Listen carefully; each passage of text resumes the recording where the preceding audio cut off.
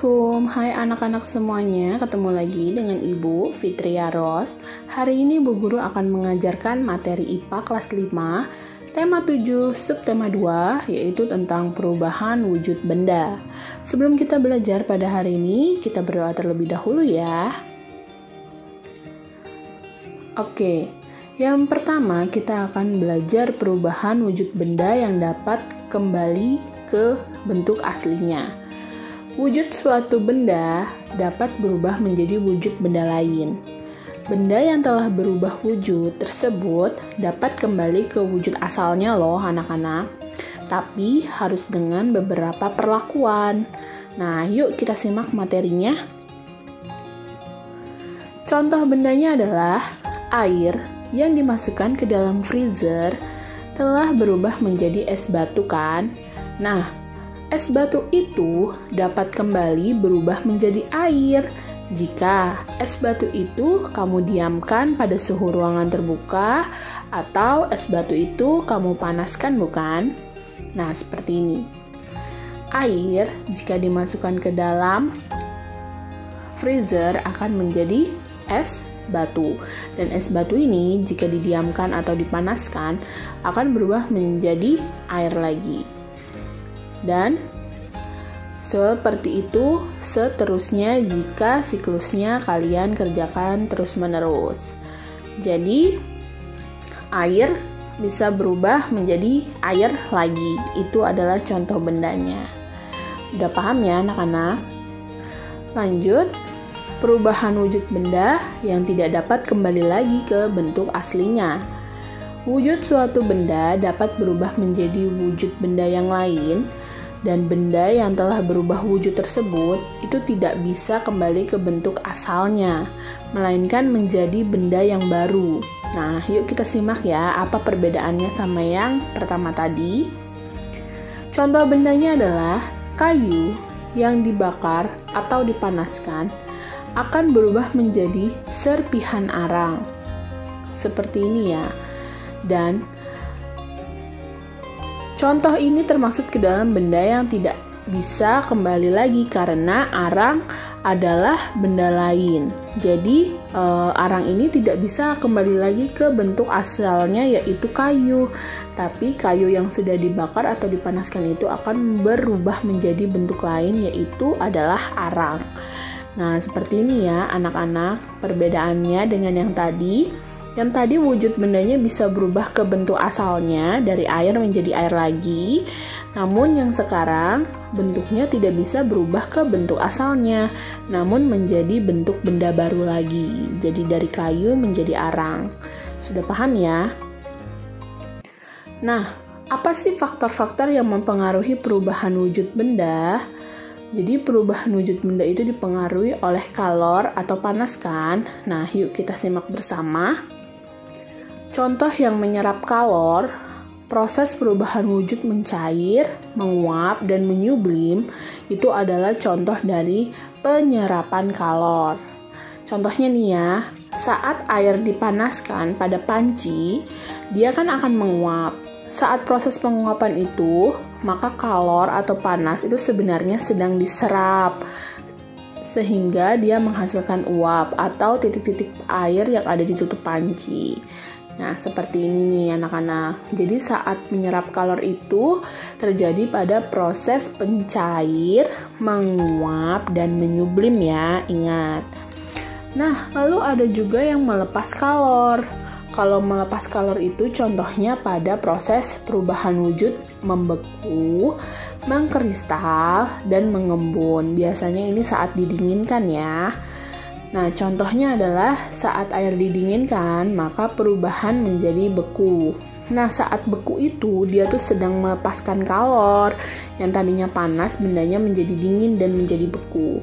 Contohnya adalah seperti ini, ya. Jadi, kalian harus ingat, yang melepas kalor itu terjadi pada perubahan wujud membeku, mengkristal, dan mengembun ya. Oke, kita lanjut ke latihan 3.7-nya. Nomor 1, gambar A mengalami proses apa? Nah, ini gambar A ya anak-anak. Ada lilin gambar A. Prosesnya namanya apa? yaitu perubahan wujud dari benda apa menjadi apa. Kayak gitu ya. Yang nomor 2 ini mengalami proses apa? Lalu dari perubahan wujud benda apa menjadi apa. Yang C ini mengalami proses apa namanya? Ya, yaitu perubahan wujud dari benda apa menjadi benda apa. Nah, maksudnya mengalami proses apa ini? Dia itu termaksud penyerapan kalor atau termaksud melepas kalor. Jadi kamu hanya jawab misalnya gambar A adalah proses penyerapan kalor gitu kan, dari perubahan wujud dari cair ke gas misalnya kayak begitu ya, itu contohnya. Jadi kalian lihat gambar A itu termaksud apa, gambar B itu termaksud apa, gambar C itu termaksud apa. Gambar A adalah yang lilin, gambar B itu adalah yang kopi, dan gambar C adalah yang es krim. Lalu yang pertanyaan nomor 4, bandingkan ketiga gambar di bawah ini nih anak-anak. Menurut kamu, benda mana yang dapat mengalami perubahan kembali menuju wujud semulanya? Ya, yang mana? Apakah lilin? Apakah kopi? Apakah es krim? Kalian tinggal jawab aja ya. Misalnya jawabannya lilin, kalian langsung tulis aja lilin, kayak gitu ya. Nah, pertanyaan latihan 3.7 hanya ini ya anak-anak, 4 soal. Dan jangan lupa cara menjawabnya tadi sudah Ibu jelaskan ya. Sekarang latihan 4.7-nya. Kalian silahkan lakukan percobaan ya. Percobaannya adalah yang pertama, siapkan dulu lilin, lalu dan korek ya. Terus nanti lilinnya itu kamu bakar seperti ini kan, nanti kamu nyalakan. Terus setelah dinyalakan itu lilinnya, apinya kamu padamkan dan kamu diamkan seperti ini. Setelah kalian melakukan kegiatan ini, jangan lupa difoto ya. Lilinnya difoto sebagai alat dan bahannya. Saat kamu menyalakan lilin atau saat lilinnya menyala, kamu foto juga. Dan saat kamu memadamkan lilinnya, saat lilinnya itu didiamkan, kamu foto juga. Kayak gitu. Dan setelah kamu melakukan percobaan ini nih anak-anak, coba kamu tuliskan jawaban dari pertanyaan-pertanyaan di atas itu. Yang nomor 1, tuliskan perubahan wujud benda yang terjadi pada percobaan itu tuh perubahan wujud apa sih?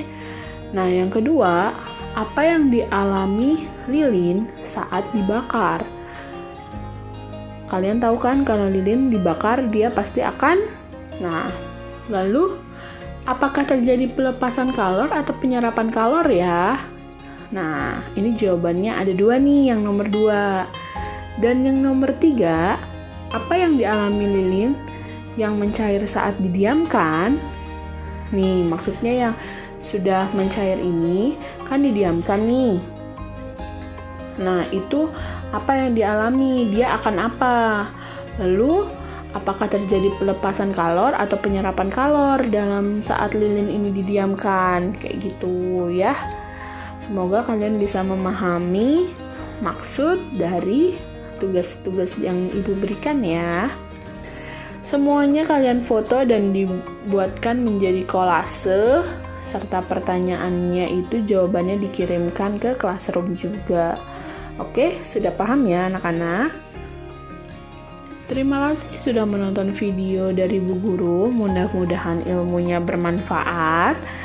Jangan lupa kalian harus subscribe, like, dan share video Bu Guru ya. Sampai ketemu di video Bu Guru selanjutnya. Kita ucapkan alhamdulillahirabbil alamin dulu ya. Alhamdulillahirabbil alamin. Wassalamualaikum warahmatullahi wabarakatuh.